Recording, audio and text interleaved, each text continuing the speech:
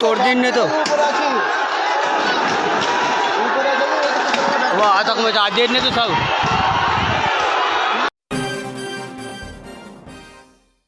नमस्कार, इन खबर में आप सभी का स्वागत है। राष्ट्रीय राजधानी दिल्ली के जहांगीरपुरी इलाके में शनिवार की देर शाम हनुमान जयंती पर निकली शोभा यात्रा के दौरान उपद्रव की घटना सामने आई है। पथराव, तोड़फोड़ और आगजनी की घटना हुई तो दिल्ली पुलिस के वरिष्ठ अधिकारी सड़कों पर उतर आए और करीब घंटे भर में ही हालात को नियंत्रित कर लिया। हालांकि माहौल अब भी तनावपूर्ण बना हुआ है। सवाल ये है कि आखिर हनुमान जयंती की शोभा यात्रा के दौरान उपद्रव शुरू कैसे हुआ।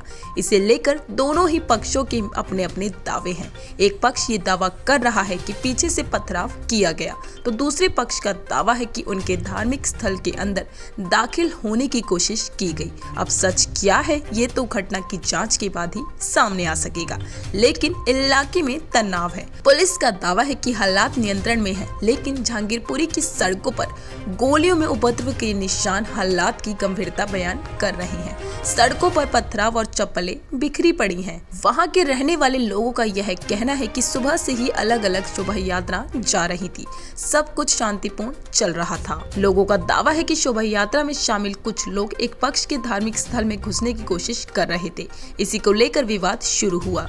जमीयत उलेमा हिंद दिल्ली के मोहम्मद आबिद का दावा है कि जिस वक्त यह शोभा यात्रा वहां से गुजर रही थी, कई बार आई और फिर वापस गई।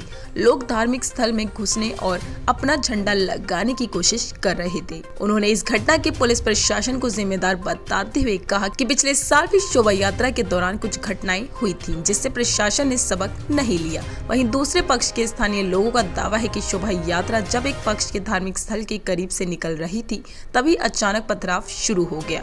इन लोगों ने दूसरे पक्ष पर गाड़ियों में तोड़फोड़ करने, दुकान लूटने और गाड़ियों में आगजनी करने के आरोप भी लगाए हैं। तो ऐसी ही खबरों पर रहेगी हमारी नजर। आप देखते रहिए इन खबर चैनल को सब्सक्राइब करें।